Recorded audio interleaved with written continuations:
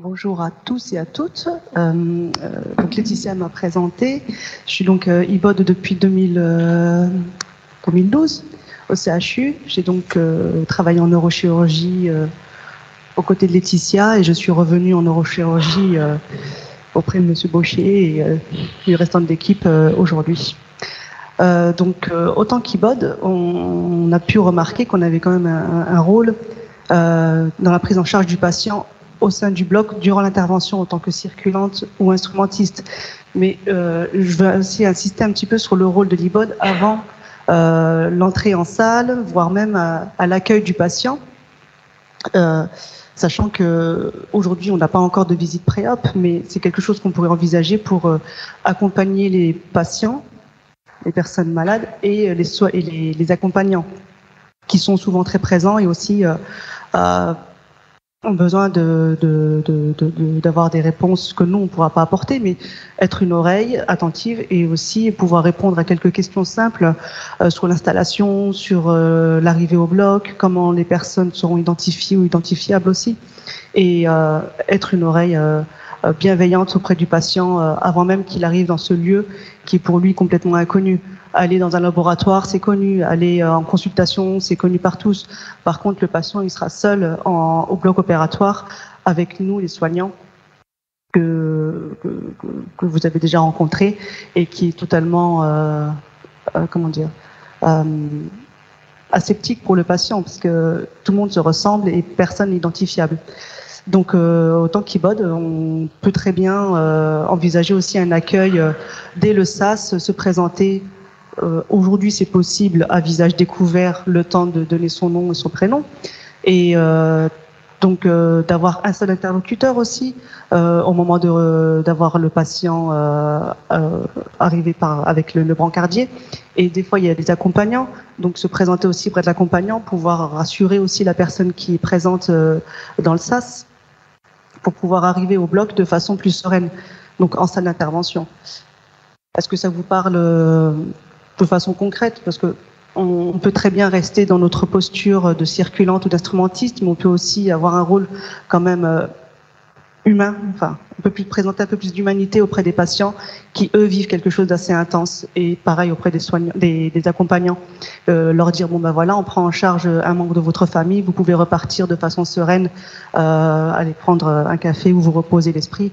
On prend la relève et on est là, on veille sur eux, pour leur confort et leur sécurité durant l'intervention. Bon, c'est un aspect très professionnel, mais c'est aussi un aspect de faire preuve d'un peu d'humanité dans cet univers qui est un peu plus aseptique, comme je vous disais, le bloc opératoire. Très peu de personnes y entrent, ont le droit d'y entrer, et encore moins les accompagnants. Donc aussi, c'est à nous de pouvoir dire, bon, on prend la relève, on prend la main, et on vous le restitue par la suite, après le réveil, en secteur, de façon le mieux possible. Voilà, c'est ce que je peux... c'est le terme que je peux utiliser. Autant que IBOD, quel que soit notre rôle, comme je vous disais, circulant-instrumentiste, on a ce rôle aussi de faire au mieux. On a nos connaissances, on a nos bagages, et on fait face à un patient qui a une identité aussi, et ce patient-là, on doit le reconnaître comme personne à part entière et pas un organe sur lequel on va intervenir. Donc c'est un peu sortir de ce mur, de cette posture où on se dit, bon, on se protège. C'est aussi normal, autant que soignant, mais autant que personne, c'est bien aussi de se dire, bon ben voilà, on est une personne qui a une histoire, elle nous confie son histoire à travers le dossier, à travers son regard, à travers rien que prendre une main pendant la pose du cathéter, être autour du patient au moment de l'induction, quand il va s'endormir, qu'on puisse faire un minimum de bruit, ou qu'on soit attentif à son regard, à tout ce qui est non-verbal, et retrouver un petit peu un environnement qui soit plus sain et vraiment apaisant pour lui, pour pouvoir s'endormir de façon sereine dans ce parcours où là, je redis, il est seul face à nous, et nous, on est là avec lui. Donc c'est se rapprocher de lui malgré notre travail qui est assez technique.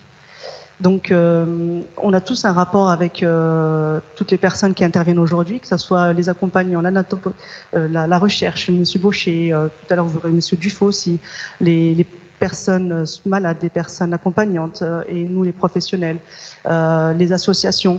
On intervient tous en relation, en agissant à chaque fois, en pensant à l'un ou à l'autre. Quand je dis ça, c'est aussi savoir-faire. Tout ce qu'on peut retrouver dans notre apprentissage, aussi bien à l'école. Je m'adresse à la population majoritaire aujourd'hui, les étudiants IBOD, hein, mais aussi aux personnes qui sont venues s'informer auprès de l'association et tout ce qui est fait autour. Donc, savoir-faire. Être prête au moment d'accueillir le patient, avoir tout ce qu'il faut pour pouvoir l'installer et se poser un minimum de questions en se disant bon ben là on est prêt, on peut vraiment optimiser notre travail tous ensemble, que ce soit avec l'équipe anesthésiste ou avec l'équipe chirurgicale. Avoir les documents disponibles en salle aussi, pouvoir faire l'enquête sur la fiche de recensement, la nanopathologie, avoir ce qu'il faut pour pouvoir récupérer la pièce opératoire. Ben là, on va repartir dans un cursus de recherche, donc on va envoyer la pièce à la napathe. Donc tout ça, le faire avec beaucoup de, être méticuleux dans notre travail et en étant en même temps bienveillant avec le reste de l'équipe qui intervient. Donc, j'ai pas préparé de PowerPoint ou autre pour pouvoir en parler parce que c'est quelque chose qui me paraît naturel aussi dans notre façon d'être et de faire auprès de tous les patients. Aujourd'hui, on parle du glioblastome, mais c'est une pathologie qui est très invalidante et très compliquée au niveau sur tous les points de vue. On se rend compte là, en étant ici, que c'est lourd, c'est extrêmement lourd pour chaque situation, aussi bien sur la recherche que l'accompagnement ou la napathe ou le financement. C'est une vague, en fait. Hein, c'est un jeu de mots. Hein. C'est une vague qui emporte beaucoup de personnes dans cette histoire et à nous d'être le plus efficace possible. Et pas oublier aussi que derrière, il y a beaucoup de personnes qui comptent aussi sur l'accompagnement, qu'il soit infime, voire immense. Avoir ces informations sur l'accompagnement à domicile, pouvoir glisser un mot à la personne qui arrive avec le patient au bloc et lui dire vous savez, je pense qu'il existe telle ressource ou tel organisme qui peut peut-être vous aider ou vous soulager.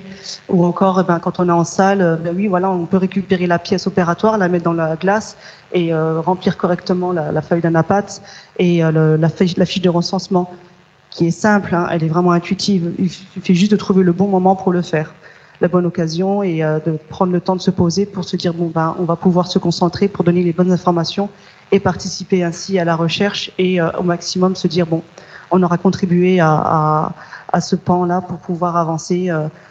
C'est pas grand-chose, mais ça représente énormément. Comme vous a expliqué Dr Baucher juste avant, les fiches de recensement ont quand même, c'est un peu une cartographie et ça donne des informations précieuses sur la pathologie. Et donc pour vous redire après au niveau IBOD, donc mon intervention aussi, elle permet de vous montrer que autant qu'infirmière de bloc, on a aussi un rôle. C'est pas du rôle social, c'est pas du rôle psychologique ou autre, c'est être présent, avoir une présence humaine. Parce que de retour au réveil, on va accompagner le patient jusqu'au réveil, faire le transfert de façon délicate et transmettre les informations à l'équipe du réveil, leur dire voilà, la personne est accompagnée de telle personne, le numéro de téléphone est là, il est inscrit. Et c'est prendre sa place aussi au sein de l'équipe pluridisciplinaire pour pouvoir donner les infos, la diffuser et que le patient puisse retourner dans sa chambre de façon sereine et que la personne qui l'a accompagné puisse se dire pendant ce temps-là, je n'ai pas de souci à me faire. La personne a été encadrée, entourée et ils peuvent se reposer le temps de l'intervention, qui est quand même un moment qui est assez déterminant. Enfin, déterminant, ça ne va pas changer le diagnostic en lui-même, mais c'est un moment où il y a une intervention chirurgicale qui est pratiquée sur le patient et il faut lâcher prise. Donc c'est à nous de pouvoir dire on prend le relais et on emmène la personne qui vous est chère au bloc opératoire pour réaliser le geste et faire suivre un peu l'évolution de de la personne. Donc, c'est une intervention que je présente de façon très, très brève. Peut-être que vous avez besoin de plus d'informations pour les personnes qui sont de l'extérieur du bloc ou dans le bloc. Si vous avez des questions.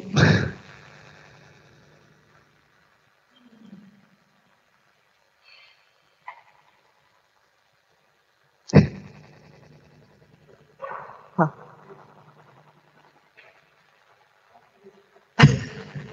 Je te fais courir.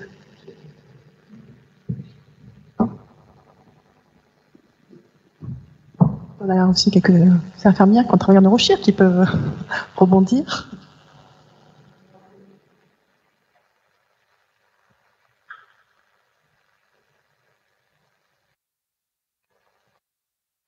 Merci. Le seul rebondissement qui me vient à l'esprit là tout de suite, c'est le lien entre nous, le bloc et le service. Je trouve que, en tout cas, au CHU de Montpellier, ça pourrait être amélioré grandement, parce que nous, on les voit à un instant T, qui est assez bref, mais tout ce qui se passe en haut, on n'a pas forcément conscience, et je pense que elles, tout ce qui se passe en bas, elles n'ont pas forcément conscience. Et je pense que comprendre le mode de fonctionnement de l'autre et savoir quels sont les rôles de chacun, ben, ça permet d'avoir une vision plus globale et d'être plus bienveillant envers le patient.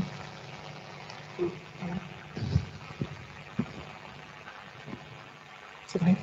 C'est valable d'ailleurs pour toute spécialité, mais c'est très bien. Et bon, bah, mon témoignage un petit peu. Bon. C'est vrai que quand ma femme a été diagnostiquée, alors nous, un grand merci. Effectivement, on a bénéficié d'une très grande humanité du service à l'hôpital. Et ma femme, et comme mon fils et moi, quand on a annoncé l'opération, on était hyper sereins, quoi. Ma femme, elle avait envie d'y aller, elle n'avait pas peur du tout parce qu'elle avait été bien préparée par le médecin, mais aussi par tous les infirmiers et tout, quoi. Et on était en pleine période Covid, donc avec des entrées très limitées aux hôpitaux. Et par exemple, on a énormément apprécié que les médecins nous ont dit tous les après-midi, vous n'avez pas de soucis, vous venez voir. Et ils nous ont dit, Covid ou pas, vous venez et vous pouvez. Et le médecin a pris par exemple mon fils, parce que c'est lui qui a fait le diagnostic, il a expliqué toute l'opération déjà. Et moi, je suis revenu le lendemain et quelqu'un m'a repris pour me réexpliquer tout ce qu'allait se passer. On avait toutes les questions, on était très très serein au moment. Et voilà, c'est quand même... et même globalement à l'hôpital, à chaque fois quand il a été... Voilà. Merci. Toujours preuve d'humanité, et c'est vrai que ça... Bon, pas toujours facile, mais on a toujours ressenti de l'humanité. Et ça fait beaucoup de bien. Et je pense que les informations, informer, c'est très important aussi.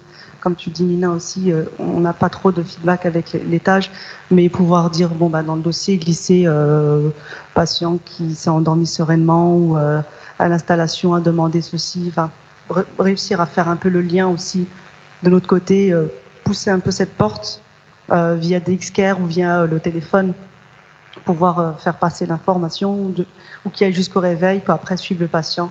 Et peut-être qu'après, on aura aussi un échange, mais ça ne nous empêche pas, enfin, dans l'idéal, de pouvoir aussi envisager une consultation pré-op pour aller voir le patient à l'étage et lui dire, bon ben voilà, on se présente, on sera habillé de telle manière, vous aurez telle personne près de vous qui aura ce rôle et ce rôle.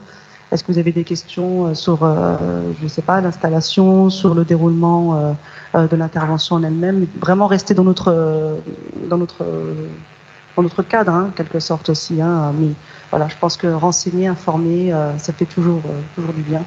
Et après, ben, nous, rester vraiment très vigilantes sur tout ce qui est notre travail en salle, que ce soit remplir la fiche d'information ou donner le prélèvement et le faire acheminer de façon assez rapide, en sachant que le laboratoire d'Anapat est à côté du bloc. Voilà, des petits plus qui peuvent hein, améliorer la prise en charge ou la garder efficace, comme le souhaitait moi.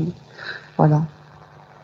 Est-ce que vous voulez que je rajoute quelque chose sur le... le travail, autant qu'il bug. En tout cas, pour compléter et rebondir, c'est vrai que alors, c'est vraiment une chance de pouvoir arriver serein en bloc opératoire, mais quand même un patient qui se fait opérer d'une tumeur crânienne, c'est assez compliqué de savoir qu'on va se faire ouvrir la boîte crânienne. C'est quand même un geste, on n'est pas sur une intervention orthopédique, il y a tout l'enjeu du pronostic derrière. Avec les accès aux informations par Internet, les personnes ont tendance à aller regarder tumeur cérébrale. Ils voient quoi? Ils voient gliome. Ils voient quoi? Ils voient glioblastome. Donc, ils ont tendance à imaginer le pire, en fait. Maintenant, avec les imageries, c'est vrai qu'on a quand même, enfin, en tout cas, l'opérateur quand même a une petite idée de quel type de tumeur c'est, avec les précisions, et puis avec l'aspect visuel aussi de la tumeur, dont nous parlera aussi donc Valérie sur la partie anapathe. Mais voilà, c'est vrai qu'ils arrivent dans cet état d'esprit-là, avec une grande crainte même de mourir sur table. C'est vrai, hein, il y a quand même des risques, même si ça arrive jamais ou quasiment très rarement. Mais il y a quand même cette peur-là chez les familles qui sont ressenties. Et dans les retours d'expérience qu'on a quand même des familles avec qui on est en lien très proche, ils se rappellent vraiment de cet instant qui est avant l'induction. Ça, c'est vraiment très très important. Des fois, ils retiennent même le visage, ils retiennent la voix, en fait, les mots qui sont exprimés. Voilà, il y a des suggestions qui sont faites, voilà, comme ils peuvent faire sur l'hypnose, hein, d'imaginer un endroit dans lequel voilà, et tout ça, ils s'en souviennent. Vraiment, c'est vraiment très très important à retenir parce que c'est quelque chose dont ils se rappellent. Même si c'est un court instant, eh ben c'est un instant intense. Quel que soit le passage au bloc, pour quel que soit le patient, la pathologie, ce sont des instants qui sont démultipliés. En fait, tous les sens sont démultipliés. Du coup, c'est à nous de réussir à les mettre dans des optiques assez agréables et confortables. Quelle que soit la pathologie envisagée, mais surtout quand on voit un patient qui sait très bien de quoi il est atteint, que les résultats se sont déjà connus, et ben à nous aussi d'apporter ce moment de paix, en fait, de se dire bon, là on s'occupe de vous, on vous prend en charge, et ça permet de faire passer une bonne intervention aussi au patient. Enfin, on peut remarquer que la tension à l'induction, elle est basse, elle est régulière, le patient est serein et il s'oxygène bien et tout le monde est là présent avec un petit peu de bruit ou pas, mais tout ça fait partie d'une atmosphère qui est rassurante. Voilà. Est-ce que vous avez d'autres questions? Merci Neza. Merci à vous tous.